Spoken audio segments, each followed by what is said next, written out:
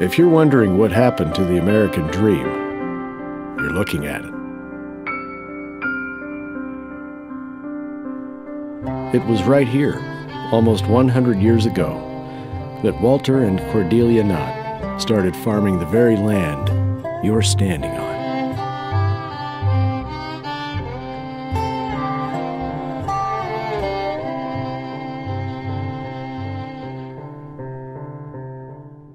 Walter and Cordelia Knott have a very, very sweet story behind them.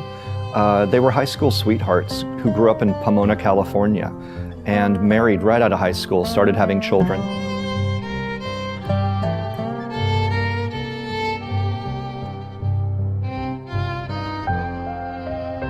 Walter was doing pretty well in Pomona. His family was nearby, Cordelia's family was nearby, but Walter Knott really wanted to step out of that Pomona family mold. He really, really wanted to be a farmer. He wound up moving his family out of Pomona into the Mojave Desert. He wound up homesteading in an adobe house. When Cordelia first saw that adobe house, she cried. It was not the life that she wanted for herself or her family, but she stuck by Walter, and they roughed it out for a couple of years. They didn't do very well in the Mojave Desert. Obviously, things were really, really tough. They wound up moving to Shandon, California, and they wound up homesteading up there. It didn't work out for them either. They made some money, but the land was not theirs. It was very important to Walter that he buy his own land.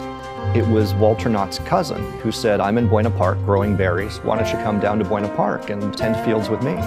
So Walter Knott came down to Buena Park with his little family in a Model T and wound up learning how to grow berries from his cousin. Highway 39 was the main route from LA to the southern beaches, Huntington Beach. This happened to be kind of the midway stop, a rest area for those people traveling to the beach. So in 1927, they bought the land, and believe it or not, they even bought a little bit more. During the Great Depression, they started buying out their neighbors just because Walter wanted to grow his farm, and what a wise choice it was. They leased 10 acres of land, rented a home nearby, which didn't have indoor plumbing, for $7 a month.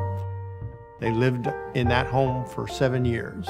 So many times he could have walked away from these fields and just let his debt go, but he didn't. He continued to pay the bank, and he continued to make ends meet by selling berries at a roadside.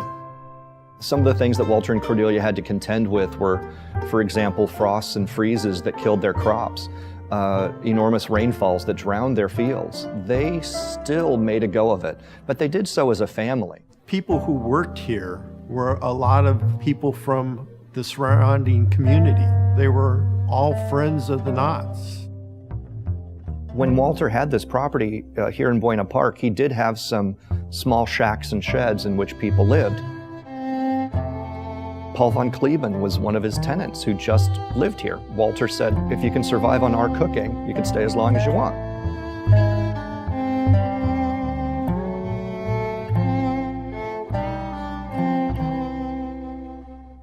When the Knott kids were small even, there were other kids who helped pick berries, and it was a very community-oriented farm. I think that's what people need to remember, is that Walter and Cordelia Knott had 4 children, and they were there every single morning, tending fields with their father and doing everything they could to make ends meet, not just for mom and dad, but for the entire family. It was important when Walter Knott continued to grow this farm that his children were an absolute part of it. What few people realize is that Walter and Cordelia Knott came to this piece of property in 1920, built a house on it in 1927, and they both stayed. They stayed for the rest of their lives. It was a family farm that turned into a ghost town, that turned into an entire theme park, and they were there to watch over all of it.